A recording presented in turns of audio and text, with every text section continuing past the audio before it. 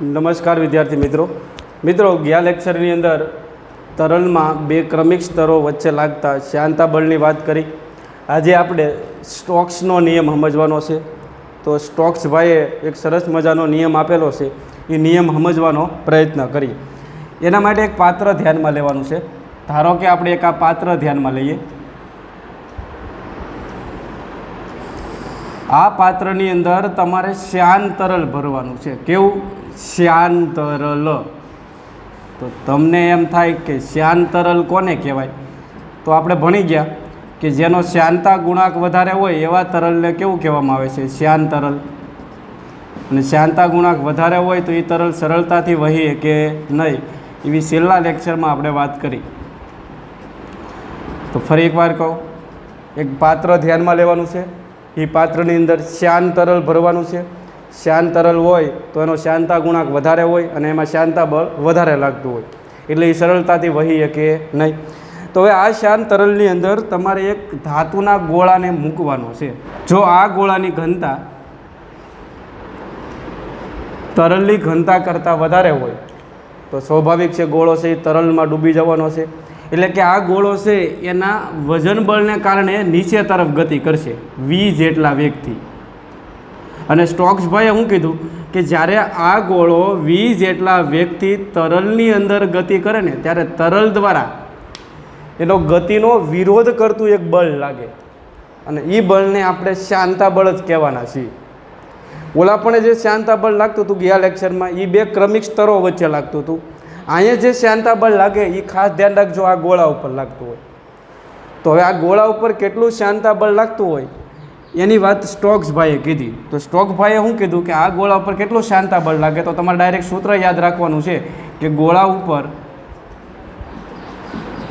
લાગતું અવરોધક બળ, ગતિનો વિરોધ કરતું બળને શું કહેવામાં આવે છે? અવરોધક બળ, અથવા એનું બીજું નામ શું છે? શ્યાનતા બળ।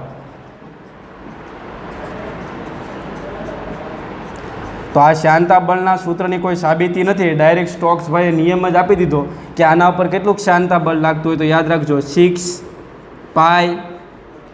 6 પાઈ ઈટા આર વી। આર એટલે ગોળાની ત્રિજ્યા અને વી એટલે ગોળાનો વેગ। તો ફરી એકવાર કહું, સ્ટોક્સનો નિયમ ડાયરેક્ટ બોલું છું કે જ્યારે ઈટા જેટલો શ્યાનતા ગુણાંક ધરાવતા આ જે તરલ છે એનો શ્યાનતા ગુણાંક કેટલો છે? ઈટા જેટલો શ્યાનતા ગુણાંક ધરાવતા શ્યાન તરલની અંદર જ્યારે કોઈ ગોળાને ગતિ કરાવવામાં આવે ત્યારે તરલ દ્વારા ગોળા ઉપર ગતિનો વિરોધ કરતું જે બળ લાગે એ બળને શું કહેવામાં આવશે? શ્યાનતા બળ। અને આ શ્યાનતા બળનું મૂલ્ય કેટલું હોય? 6 પાઈ ઈટા આર વી। અને જો તમને બે ક્રમિક સ્તરો વચ્ચે લાગતા શ્યાનતા બળનું સૂત્ર પૂછવું હોય તો એ સૂત્ર શું હતું? ઈટા એ ડીવીના છેદમાં ડીએક્સ। ચિત્ર ક્લિયર થયું? તો સ્ટોક્સનો નિયમ હું ડાયરેક્ટ લખું છું, ઉપર જોજો તમને આવડી જવું જોઈએ। તો ડાયરેક્ટ લખીએ આપણે, ઈટા જેટલો શ્યાનતા ગુણાંક ધરાવતા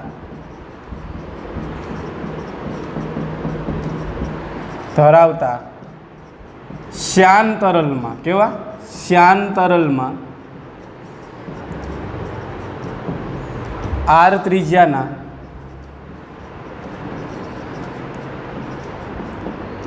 ગોળાને વી જેટલા વેગથી ગતિ કરાવવામાં આવે, વી જેટલા વેગથી આ ગોળાને તમે નીચે વી જેટલા વેગથી ગતિ કરાવવામાં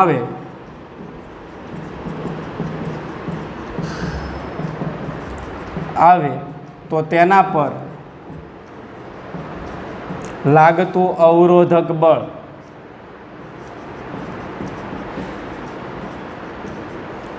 કેટલું હોય? તો એફ બરાબર યાદ રાખજો 6 પાઈ ઈટા આર વી જેટલું હોય છે, જેને સ્ટોક્સનો નિયમ કહેવાય। યાદ રાખજો ને, આ બળ છે ને એ વેગ ઉપર ડિપેન્ડ છે વિદ્યાર્થી મિત્રો। જેમ વેગ વધશે એમ શ્યાનતા બળમાં શું થાય? વધારો થાય। તો તમને કોઈ પ્રશ્ન પૂછે કે શ્યાનતા બળનો આધાર કોના ઉપર હોય? ગોળા ઉપર લાગતા શ્યાનતા બળનો આધાર કોના ઉપર હોય? તો ત્રણ બાબત ઉપર આધારિત હશે। એક શ્યાનતા ગુણાંક ઉપર, બીજું ગોળાની ત્રિજ્યા ઉપર ને ત્રીજું ગોળાના વેગ ઉપર। જો શ્યાનતા ગુણાંક વધે તો અવરોધક બળ વધે. દાખલા તરીકે પાણી અને દિવેલ લઈ લો અથવા મધ લઈ લો, તો પાણી કરતાં મધનો શ્યાનતા ગુણાંક વધારે હોય તો મધની અંદર અવરોધક બળ વધારે લાગશે, જ્યારે પાણીની અંદર અવરોધક બળ કેવું લાગતું હોય? ઓછું. તો શાંતા ગુણાંક ઉપર હશે ને શાંતા ગુણાંકનો આધાર કોના ઉપર હોય? તરલના પ્રકાર ઉપર. તરલ બદલાય એટલે શાંતા ગુણાંક બદલાય. તો આ અવરોધક બળનો આધાર કોના ઉપર હોય? આધાર કોના ઉપર હોય? તો 3 બાબત ઉપર હોય, યાદ રાખજો. એક છે તરલના પ્રકાર ઉપર, તરલ બદલાશે, શાંતા ગુણાંક બદલાશે, અવરોધક બળ પણ શું થતું હોય? બદલાઈ જતું હોય. બીજું છે ગોળાના પરિમાણ ઉપર. ગોળાની ત્રિજ્યા બદલાવશો તો પણ બળ બદલાઈ જશે. ગોળાની ત્રિજ્યા જેમ વધારે, જેમ ગોળો મોટો એમ અવરોધક બળ કેવું હશે? વધારે હશે. તો લખો ગોળાની ત્રિજ્યા ઉપર. અને ત્રીજું છે ગોળાના વેગ ઉપર. જેમ ગોળાનો વેગ વધારે એમ અવરોધક બળ કેવું હશે? વધારે. શરૂઆતમાં ગોળો જો સ્થિર હોય ને સ્થિર હોય તો કોઈ શાંતા બળ લાગશે નહીં. શાંતા બળ લાગવાની શરૂઆત ક્યારે થશે? જ્યારે ગોળો ગતિમાં આવી જાય ને પછી બળ લાગવાની શરૂઆત થશે. ગતિનો વિરોધ કરતું બળ એટલે જ તે શાંતા બળ. એટલે એ ભૂલ થવી જોઈએ નહીં. હવે ઘણીવાર તમને આવો પ્રશ્ન પૂછે. બીજી એક વાત એ કહી દઉં કે શાંતા બળની દિશા કઈ હોય? તો તમને ખબર છે ગતિનો વિરોધ કરવાનો એનો ધંધો હશે તો વેગની વિરુદ્ધ દિશામાં હોય. વેગ જો નીચે તરફ હોય તો શાંતા બળ છે ને ઉપર તરફ હોય. એટલે એક બીજી વાત લખી નાખીએ કે શાંતા બળની દિશા, શાંતા બળની દિશા આગળની થિયરીઓમાં કામ આવશે હો. દિશા ખાસ યાદ રાખજો. શાંતા બળની દિશા ગતિની વિરુદ્ધ દિશામાં હોય.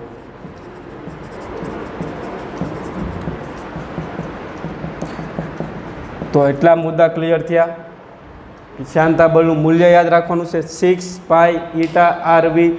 તમને ઈટાની કિંમત આપી દે, આર આપી દે અને વેગ આપી દે તો તમને શાંતા બળ ગણતા વિદ્યાર્થી મિત્રો આવડી જવું જોઈએ. હવે ઘણીવાર એવો પ્રશ્ન પૂછે કે શાંતા બળ ત્રિજ્યા સાથે કેવો સંબંધ ધરાવે? ગોળાની ત્રિજ્યા સાથે કેવો સંબંધ ધરાવે? તો ગોળાની ત્રિજ્યા એ બંને એકબીજાના કેવા છે? સમપ્રમાણમાં. એટલે F/R આવશે.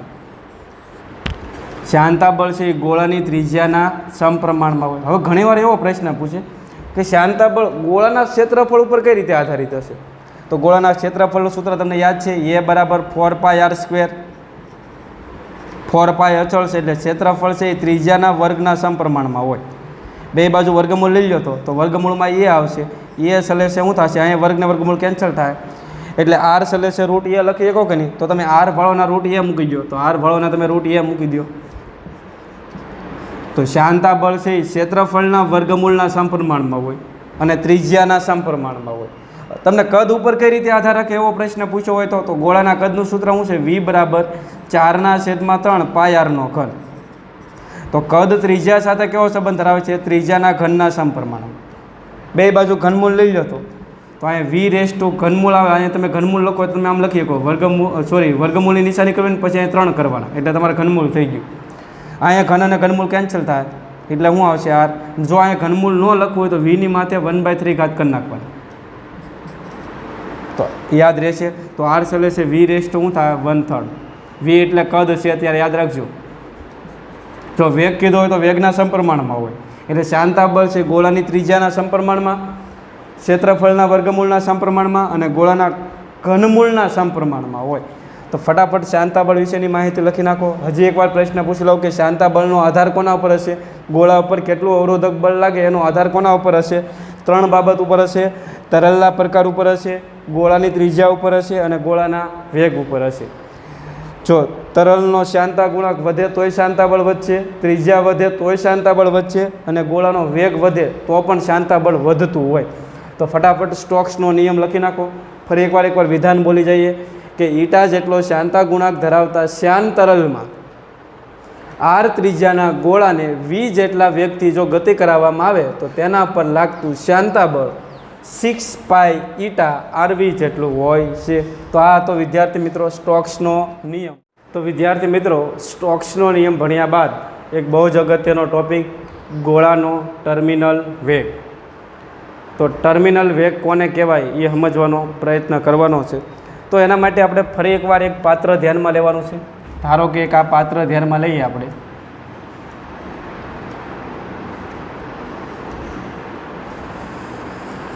આ પાત્રની અંદર તમારે ઈટા જેટલો શ્યાનતા ગુણાંક ધરાવતું પ્રવાહી ભરી દેવાનું છે. તો આની અંદર એક પ્રવાહી ભરી દો.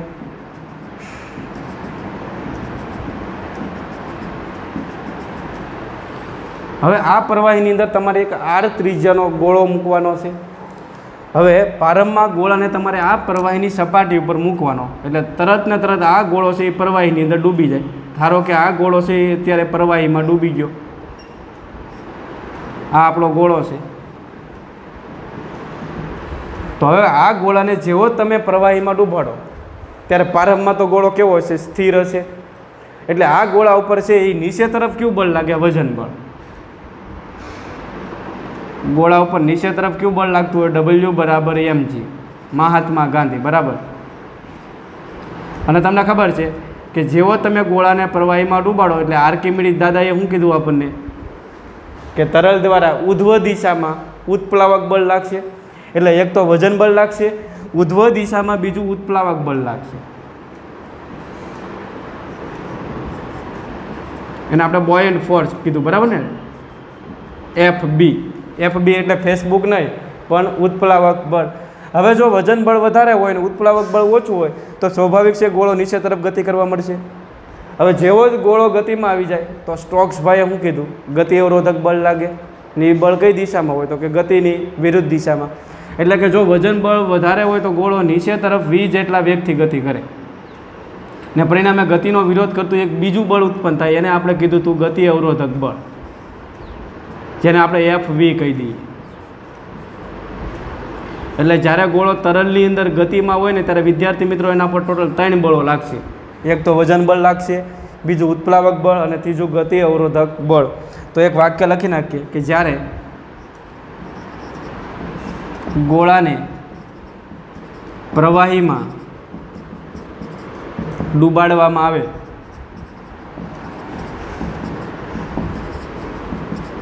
ત્યારે તેના પર કુલ 3 બળો લાગે છે.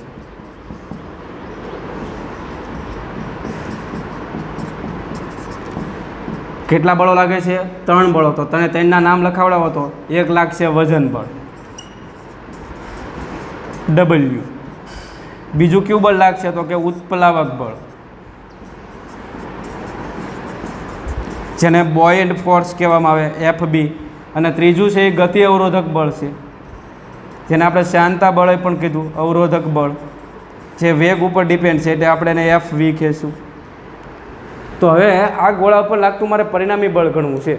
તો અત્યારે 3 બળો લાગે છે અને અત્યારે ગોળો નીચે તરફ ગતિ કરે છે. જો તો નીચે તરફ ત્યારે જ ગોળો ગતિ કરી શકે કે વજન બળ છે એ વધારે હોય આ બંને બળો કરતાં, તો જ નીચે તરફ ગતિ કરી શકે, નહીંતર કરી શકે નહીં. એટલે એટલો એનો મતલબ એમ થયો કે ગોળો નીચે તરફ ગતિ કરે છે એટલે પરિણામી બળ નીચે તરફ લાગતું હોય. તો ફટાફટ પહેલાં પરિણામી બળ ગણી નાખો. તો પરિણામી બળ, તો પરિણામી બળને હું F કહી દઉં.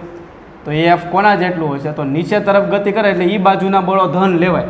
તો અહીંયા 3 બળો લાગે છે, એમાં વજન બળ આવશે ધન W, માઇનસ ક્યાં બળો આવશે? ઉત્પ્લાવક બળ એનાથી વિરુદ્ધ દિશામાં છે એટલે બાદ કરવું પડશે, અને ગતિ અવરોધક બળ તે વિરુદ્ધ દિશામાં છે એટલે એને બાદ કરવું પડશે. લ્યો, તો પરિણામી બળ ગણવા માટેનું સૂત્ર શું આવશે? F બરાબર વજન બળ માઇનસ FB માઇનસ FV. હવે તમે જોજો, વજન બળ સપોઝ 100 ન્યૂટન છે, ઉત્પ્લાવક બળ સપોઝ 30 છે, અને શરૂઆતમાં ગોળો સ્થિર હોય એટલે અવરોધક બળ 0 હશે. એટલે આના ઉપર 100માંથી 30 બાદ કરો એટલે 70 ન્યૂટન બળ લાગતું હોય. સીધે હિસાબ છે. 100 ન્યૂટન નીચે તરફ લાગે છે, ઉત્પ્લાવક બળ 30 ન્યૂટન ઉપર તરફ લાગે, એટલે આનું 30 અને આનું 30 એકબીજાની અસર નાબૂદ કરશે. પણ 70 ન્યૂટન હજી નીચે તરફ લાગે છે, અને આ 70 ન્યૂટન બળની અસર હેઠળ ગોળો નીચે તરફ ગતિ કરશે. હવે જેવો જ ગતિમાં આવી ગયો એટલે હવે ગતિ અવરોધક બળ લાગવાની શરૂઆત થઈ જાય. એટલે હવે ગતિ અવરોધક બળ સપોઝ 10 છે, તો હવે પરિણામી બળ કેટલું થવાનું? તો 100માંથી આ 40 બાદ કરી નાખો તો 60 ન્યૂટન. તો પરિણામી બળ ગણતા આવડી જાય કે નહીં? એ 60 ન્યૂટન કઈ દિશામાં લાગતું હશે? નીચે તરફ. એટલે પરિણામી બળ નીચે તરફ લાગે એટલે વજન બળને ધન લીધું અને બાકીના બેને કેવા ગણ્યા આપણે? ઋણ. તો અહીંયા ઊંધનું ચિત્ર ક્લિયર થયું. એક સ્ટેપ આગળ વધીએ આપણે. તો પરિણામી બળ F ના F. હાલો, વજન બળનું સૂત્ર શું આવશે? વજન કોનું છે? તો કે ગોળાનું. તો વજન બળનું સૂત્ર શું થાય? એમ ઇન્ટુ જી. એમ એટલે યાદ રાખજો ગોળાનું દળ. અને ઉત્પ્લાવક બળનું સૂત્ર શું છે? આર્કિમીડીઝ દાદાએ શું કીધું કે કોઈ પણ ગોળા ઉપર અથવા કોઈ પણ પદાર્થ ઉપર લાગતું ઉત્પ્લાવક બળ કોના જેટલું હોય? તો કે વિસ્થાપિત કરેલા પ્રવાહીના વજન જેટલું હોય. તો અહીંયા ઉત્પ્લાવક બળ કેટલું હશે? તો કે ગોળાએ વિસ્થાપિત કરેલા પ્રવાહીના વજન જેટલું હોય, એટલે લિક્વિડના વજન જેટલું હોય. એટલે અહીં શું હશે? ml ઇન્ટુ જી. ml એટલે પ્રવાહીનું દળ, યાદ રાખજો. અને ગતિ અવરોધક બળનું સૂત્ર શું આવશે? 6 પાઈ ઈટા આર વી. આ વી એટલે વેગ છે, યાદ રાખજો, ભૂલ થવી જોઈએ નહીં. તો આ પરિણામી બળનું સૂત્ર મળ્યું. હવે મારે પ્રારંભમાં પરિણામી બળ ગણવાનું છે. તો ચેક કરીએ કે પ્રારંભની અંદર પ્રારંભમાં જે ક્ષણે ગોળાને તમે મૂકો ત્યારે પ્રારંભમાં વાત થાય. તો પ્રારંભમાં તો ગોળો સ્થિર હશે, અને પ્રારંભમાં ગોળો સ્થિર હોય એટલે અવરોધક બળ નહીં લાગે, કારણ કે પ્રારંભમાં ગોળો સ્થિર હોય એટલે વેગ શૂન્ય થાય, અને વેગ શૂન્ય હોય તો અવરોધક બળ કેટલું હશે? શૂન્ય. એટલે પ્રારંભમાં અવરોધક બળ નહીં લાગે, આ બે બળો લાગતા હશે. એટલે આપણે વાત કરીએ પ્રારંભમાં ગોળાનો વેગ કેવો હશે? v બરાબર 0 હોવાથી પ્રારંભમાં જે બળ લાગે એને હું F0 કહી દઉં. પરિણામી બળ લાગે એને શું કીધી આપણે? F0. અહીંયા શું આવશે? mg ના mg માઇનસ ml ઇન્ટુ જી થશે. હવે બળ મળે, પ્રારંભમાં ગોળા ઉપર લાગતું બળ મળે એટલે તરત એનો પ્રવેગ મળે, કારણ કે ન્યૂટનભાઈ શું કહી દયા કે કોઈ પણ પદાર્થ ઉપર બળ લાગે એટલે એને પ્રવેગ હોય. તો પ્રારંભમાં ગોળાનો પ્રવેગ કેટલો હોય એ ગણવું હોય તો અહીં તમે કિંમત મૂકી દો. F બરાબર ma. આ બળ ગોળા ઉપર લાગે એટલે દળ ગોળાનું હોય, યાદ રાખજો. અને એ ગોળાનો પ્રવેગ, તો પ્રારંભિક પ્રવેગને હું A0 કહી દઉં. હાલો, આમાંથી જી કોમન નીકળે એટલે રહે હું અહીં m માઇનસ ml ઇન્ટુ જી. જો અહીંયા ઊંધું ચિત્ર ક્લિયર થયું. હવે આમાં A0ને સૂત્રનો કરતા બનાવી ગયો તો શું આવશે? m minus ml. આ એમને બરાબરની આ બાજુ લઈ જાઓ, છેદમાં m ઇન્ટુ જી થશે. હવે એમ બરાબર તમને ખબર છે, દળ બરાબર કદ ગુણ્યા ઘનતા. એમ બરાબર વીરો, તો અહીંયા એમ બરાબર મૂકી દો વી રો. વી એટલે કદ, રો એટલે ઘનતા. પણ આ દળ કોનું છે? ગોળાનું. તો ઘનતા કોની આવશે? ગોળાની. ગોળો જે ધાતુનો બનેલો હોય એની ઘનતા આવે. સપોઝ તાંબાનો બનેલો હોય તો તાંબાની ઘનતા લેવાની, એલ્યુમિનિયમનો બનેલો હોય તો એલ્યુમિનિયમની ઘનતા લેવાની. એટલે એ ભૂલાવવું જોઈએ નહીં. ને ml એટલે પ્રવાહીનું દળ, તો એમ બરાબર મૂકજો વીરો. કારણ કે જેટલું કદ ગોળાનું હશે એટલા જ કદનું પ્રવાહીનું વિસ્થાપન થશે, એટલે બેના કદ તો સરખા જ હશે. અને રો એલ લખશું આપણે અહીંયા, એમ બરાબર વી રો.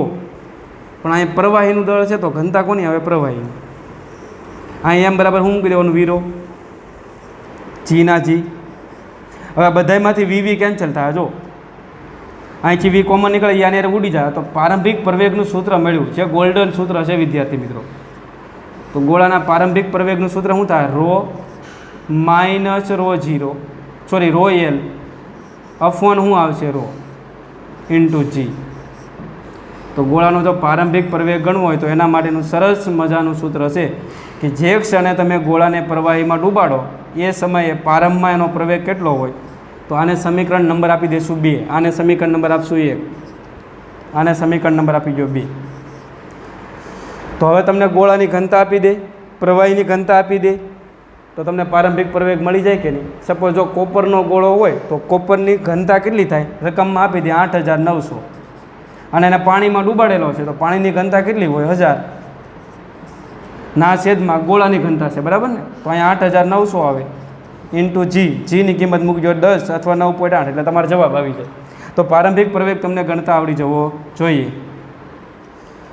તો વિદ્યાર્થી મિત્રો, હવે પરિસ્થિતિ શું થાય એ સમજવાનો પ્રયત્ન કરજો. જો મેં તમને પહેલાં કીધું હતું કે પ્રારંભમાં ગોળા પર વજન બળ સપોઝ હોવાશે,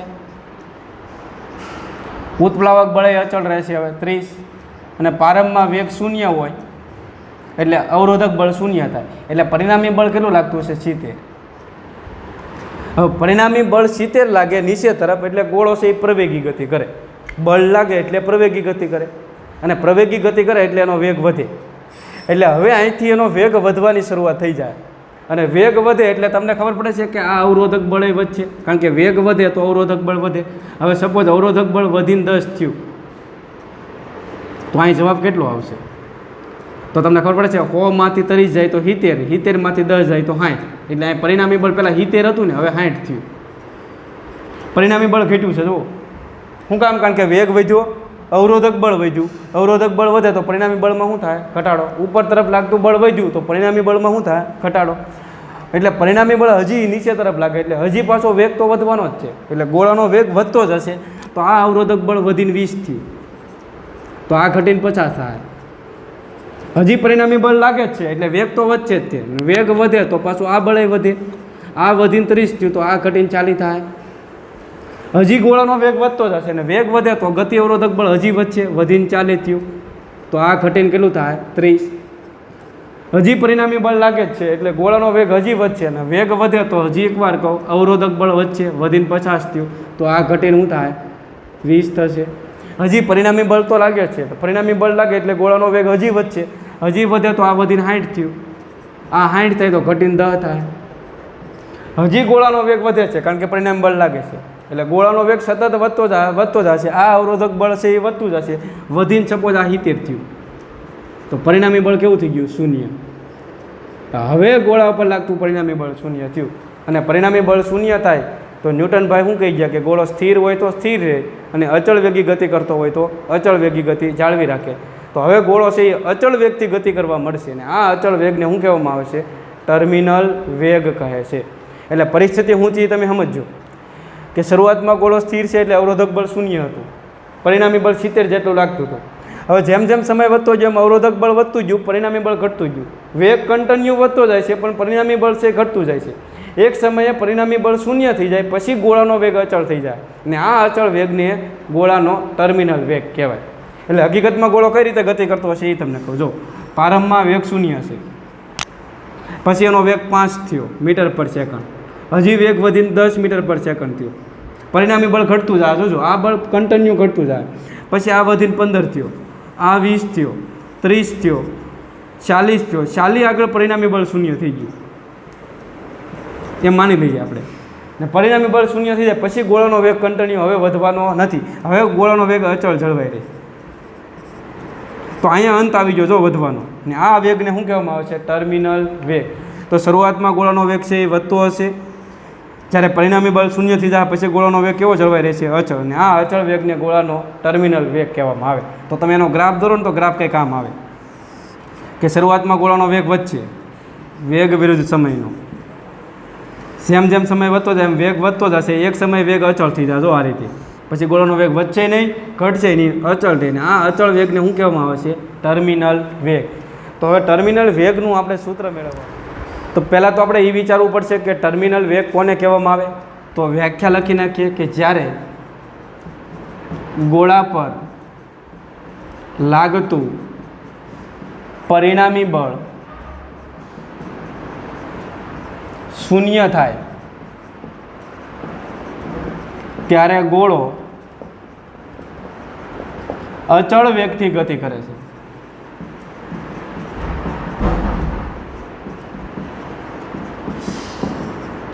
અને આ વેગને ગોળાનો ટર્મિનલ વેગ કહે છે.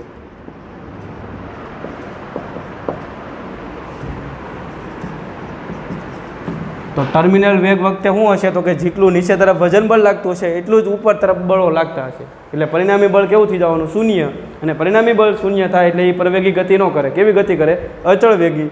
ને આ અચળ વેગને શું કહેવામાં આવે છે? ટર્મિનલ વેગ. તો આપણે આવું લખી શકીએ કે જ્યારે પરિણામી બળ F બરાબર 0 હોય ત્યારે ગોળાનો વેગ અચળ હોય ને આ અચળ વેગને શું કહેશું આપણે? ટર્મિનલ વેગ. તો એ કિંમત આપણે આમાં મૂકી દો સમીકરણ નંબર 1માં. F બરાબર 0 મૂકી દો તો સમી 1 પરથી, તો સમીકરણ નંબર 1માં ખાસ ધ્યાન રાખજો F બરાબર 0 મૂકી દો. અહીં હું વધ્યું mg minus mlg minus 6 pi eta rv. અને આ જે વેગ છે એને હવે શું કહેવામાં આવે છે? ટર્મિનલ વેગ. પરિણામી બળ 0 થાય ત્યારે જે વેગ હોય એને શું કહેવાય? ટર્મિનલ વેગ. હવે આ પાર્ટીને બરાબરની આ બાજુ લાવો તો શું થાય? 6 પાઈ ઈટા rvt. આ બેમાંથી જીને કોમન કાઢી નાખો તો અહીં વધ્યું રહે m minus ml into g. તો વીટીને સૂત્રનો કરતા બનાવી ગયો તો વીટી ઇઝ ઇક્વલ ટુ શું થાય એમ માઇનસ ml ઇન્ટુ જી બરાબર ના છેદમાં શું આવશે કયો 6 પાઈ ઈટા આર બરાબર અને એક સ્ટેપ જો ટૂંકમાં પતાવો તમે આમ લખી શકો એમ બરાબર તમે કિંમત મૂકજો વી રો ને અહીં તમે શું મૂકશો વી રો એલ ઇન્ટુ જી ને આ પાર્ટીને બરાબરની આ બાજુ લાવો તો શું આવશે 6 પાઈ ઈટા આર વીટીને સૂત્રનો કરતા બનાવેલો છે આપણે બરાબર વીટી બરાબર આ બેમાંથી વી કોમન કાઢો તો વીટી ઇઝ ઇક્વલ ટુ શું થાય કયો વી અહીં રે rho minus rho L into g બેમાંથી વી કોમન કાઢી નાખ્યા તો રહ્યો હું rho minus rho L into g છેદમાં શું આવશે 6 પાઈ ઈટા આર અચ્છા વી એટલે ગોળાનું કદ તો ગોળાના કદનું સૂત્ર શું થાય 4/3 પાઈ આરનો ઘન ક્લિયર થયું કે નહીં અહીં વધ્યું શું રહેશે હવે વી બરાબર 4/3 પાઈ આરનો ઘન મૂક્યો પછી શું રહે rho minus rho L into g upon 6 pi eta r હવે તમને ખબર પડે છે હજી જો થોડુંક આનું ટૂંકમાં સાદુરૂપ આપવું હોય તમે આમ આપી શકો જો 4 એટલે 2 ગુણ્યા 2 3/3 ને અહીંયા 6 એટલે 3 ગુણ્યા 2 આ આંકડાનો વહીવટ પીતો આ પાઈ પાઈ કેન્સલ થવાના છે જુઓ એક આર આર અહીં કેન્સલ થશે એટલે અહીં રહેશે હું rho minus rho L into g છેદમાં પાઈ પાઈ તો કેન્સલ થયા એક આર અહીંયા કેન્સલ થયા હજી એક અહીંયા આર સ્ક્વેર વધારે છે બરાબર એટલે અહીંયા આર સ્ક્વેર લખી નાખો છેદમાં આર તો ઉડી ગયા છેદમાં રહ્યા ઈટા હવે તમને ખબર પડશે અહીંયા બે કેન્સલ થશે તો 3 ગુણ્યા 3 એટલે 9 થશે એટલે અહીંયા 2/9 આવશે તો આપણે આ સૂત્ર છે ને હવે હું ડાયરેક્ટ ટૂંકમાં પતાવું અહીંયા તો તમે ડાયરેક્ટ લખી નાખી 2/9 જીને પહેલાં લખો આર સ્ક્વેરને પછી લખો એના છેદમાં ઈટા એટલે હવે આ સૂત્રને જો ટૂંકમાં લખીએ તો આમ આવશે 2/9 2/9 જી પછી અહીંયા આવશે આર સ્ક્વેર કારણ કે એક આર તો ઉડી ગયા હતા છેદમાં ઈટા ને અહીંયા શું આવશે કાઉન્સમાં રો માઇનસ રો એલ તો વિદ્યાર્થી મિત્રો આ ગોળાના ટર્મિનલ વેગનું સૂત્ર મળ્યું વીટી તો વીટી બરાબર શું થાય 2/9 g r square upon eta rho minus rho L તો ગોળાનો ટર્મિનલ વેગ છે એનો આધાર કોના ઉપર હોય ટર્મિનલ વેગનો આધાર ટર્મિનલ વેગનો આધાર તો બહુ અગત્યના પ્રશ્ન આમાંથી પૂછાય જાય કે ગોળાના ટર્મિનલ વેગનો આધાર કોના ઉપર હોય તો ગોળાના ટર્મિનલ વેગનો આધાર તમારા આ સૂત્રને પકડી લો એના પરથી આઈડિયા આવી જાય કે ગોળાનો ટર્મિનલ વેગ છે એ ત્રિજ્યાના વર્ગના સમપ્રમાણમાં હોય વીટી ચલે છે આર સ્ક્વેર જેમ ત્રિજ્યા વધારે હશે એમ એનો ટર્મિનલ વેગ કેવો હશે વધારે ત્રિજ્યા બમણી કરો તો ટર્મિનલ વેગ 4 ગણો થઈ જાય ઓકે બીજોનો આધાર કોના ઉપર હોય શાંતા ગુણાંકના વ્યસ્ત પ્રમાણમાં હોય વીટી ચલે છે 1/ઈટા અને ત્રીજો આધાર કોના ઉપર હોય આ બંનેની ઘનતાના તફાવત ઉપર એટલે વીટી ચલે છે શું આવશે rho minus rho L rho એટલે ફરી એકવાર કહું ગોળાની ઘનતા અને રો એલ એટલે તરલની ઘનતા એટલે આ તમને સમજાઈ જવું જોઈએ ઓકે હાલો એક છેલ્લે બીજી એક વાત એ કીધું કે જો ટર્મિનલ વેગ ધન હોય તો એ ગોળો છે ને નીચે તરફ ગતિ કરતો હોય અને ટર્મિનલ વેગ જો ઋણ હોય તો ગોળો છે એ ઉપર તરફ ગતિ કરતો હોય એટલે એક વાક્ય લખી નાખીએ કે જો વીટી ધન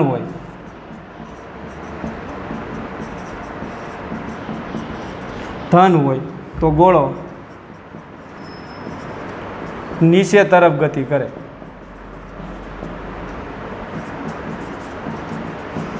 આવું ક્યારે શક્ય બને એ તમને કહો હવે જો તમારે વીટીને ધન લાવવો હોય તો શું કરાય આપણે પછી લખીએ એની પહેલાં આ સમજવાનો પ્રયત્ન કરીએ કે ટર્મિનલ વેગનું સૂત્ર શું છે આપણી પાસે વીટી બરાબર અહીં હું લખું ટૂંકમાં વીટી બરાબર શું છે 2/9 જી આરનો square rho minus rho L upon eta હવે ઈટા તો ધન છે જી ધન છે આરે ધન છે હવે વી ધન આવે કે ઋણ આવે એનો આધાર આના ઉપર છે પહેલાં તો તમારે એ વિચારવાનું છે કે રો એટલે કોની ઘનતા તો કે ગોળાની અને રો એલ એટલે કોની ઘનતા તો કે જે પ્રવાહીમાં ડૂબાડો એની ઘનતા હવે હું તમને કહું કે જો ગોળાની ઘનતા વધારે હોય કોના કરતાં પ્રવાહી કરતાં જો આ વધારે હોય અને આ ઓછું હોય ગોળાની ઘનતા વધારે હોય અને પ્રવાહીની ઘનતા ઓછી હોય તમારો જવાબ ધન આવે, અને જવાબ ધન આવે તો સમજી લેવાનું કે ગોળો નીચે તરફ ગતિ કરે. આવું કેમાં થાય તો કે ધાતુમાં. તો ધાતુની જે ઘનતા છે એ ગોળા પ્રવાહીની ઘનતા કરતાં વધારે હોય. ધાતુના ગોળાની ઘનતા પ્રવાહી કરતાં કેવી હોય? વધારે હોય. એટલે તમારે જવાબ ધન આવશે, અને જવાબ ધન આવે તો સમજી લેવાનું ગોળો છે એ નીચે તરફ ગતિ કરે. એની જગ્યાએ તમે હવાનો પરપોટો લઈ લો. આ પ્રવાહીની અંદર જો તમે હવાનો પરપોટો આમાં ડૂબાડો, હવે ધારો કે પરપોટો મેં અહીંયા મૂક્યો, તો પરપોટાની અંદર તો હવા છે, બહાર પ્રવાહી છે. હવે પરપોટો એનો બનેલો છે, પરપોટો એટલે કે ગોળો હવાનો બનેલો છે, ને હવાની ઘનતા તમને ખબર છે એક છે. અહીંયા ગોળો હવાનો બનેલો એટલે હવાની ઘનતા 1 થાય, અને પાણીની ઘનતા 1000 થાય. તો આ એકમાંથી તમે 1000 બાદ કરશો એટલે તમને ખબર છે 999 આવશે, -999. એટલે જવાબ આવ્યો ઋણ. અને જવાબ ઋણ આવે તો સમજી લેવાનું કે એનો વેગ છે વિરુદ્ધ દિશામાં છે, ઉપર તરફ. એટલે યાદ રાખજો કે પરપોટા ઉપર શું કામ આવે? કારણ કે પરપોટાની ઘનતા પ્રવાહી કરતાં ઓછી હોય છે, અને પ્રવાહી કરતાં જો ઓછી હોય તો એ પરપોટો ક્યાં આવશે? ઉપર. જો ઘનતા વધારે હોત તો નીચે તરફ આવે, ઘનતા ઓછી હોય તો વેગ ઋણ આવે તો ક્યાં જશે? એ ઉપર તરફ. એટલે એક વાક્ય યાદ રહી જાય હવે કે જો ગોળાની ઘનતા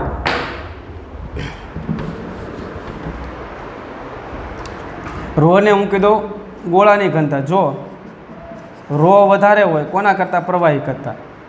ગોળાની ઘનતા પ્રવાહીની ઘનતા કરતાં વધારે હોય તો વીટી ધન આવે, અને તે નીચે તરફ ગતિ કરે છે, અને તે નીચે તરફ ગતિ કરે છે. દાખલા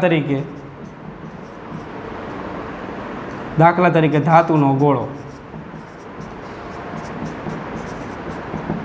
અને બીજો મુદ્દો હું અહીં લખું છું કે જો ગોળાની ઘનતા, જે ગોળો બન્યો એની ઘનતા પ્રવાહી કરતાં ઓછી હોય તો વીટી ઋણ આવે છે,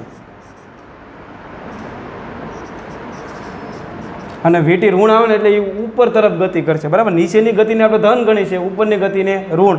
તો વીટી ઋણ આવે છે અને તે ઉપર તરફ ગતિ કરે.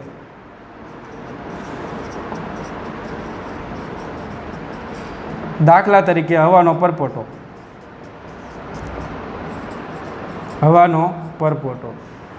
તો વિદ્યાર્થી મિત્રો પહેલાં અહીંયા હું લખી નાખો. ટર્મિનલ વેગનું સૂત્ર બહુ અગત્યનું છે કે ગોળાના ટર્મિનલ વેગનું સૂત્ર શું થાય? 2/9 GR² અપોન ઈટા ρ - ρl. આ ભૂલાવવું જોઈએ નહીં. રો એટલે જે ગોળાને તમે પ્રવાહીમાં ડૂબાડો છો એ ગોળાની ઘનતા, અને ρl એટલે જે પ્રવાહીમાં ડૂબાડો છો એ પ્રવાહીની ઘનતા. તો ગોળાના ટર્મિનલ વેગનું સૂત્ર તારવવાનું કે તમને અહીંયા સુધી આવડી જવું જોઈએ. ફરી એકવાર પૂછી લઉં કે ટર્મિનલ વેગ કોને કહેવામાં આવે છે? તો જ્યારે ગોળા ઉપર લાગતું પરિણામી બળ શૂન્ય થાય ત્યારે ગોળો અચળ વેગથી ગતિ કરે છે, અને આ ગોળાના વેગને શું કહેવામાં આવે છે? ટર્મિનલ વેગ કહે છે.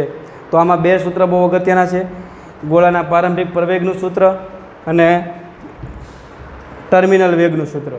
અને બીજું એક યાદ રાખવા જેવી બાબત એ છે કે જો ગોળાની ઘનતા તરલની ઘનતા કરતાં વધારે હોય તો એ નીચે તરફ જશે, અને ગોળાની ઘનતા પ્રવાહીની ઘનતા કરતાં ઓછી હોય તો એ ઉપર તરફ આવશે. તો આખું ચિત્ર ક્લિયર થઈ જવું જોઈએ. તો ફટાફટ વ્યવસ્થિત રીતે થિયરી લખી નાખો, ત્યાર પછી આપણે આગળ વધીએ.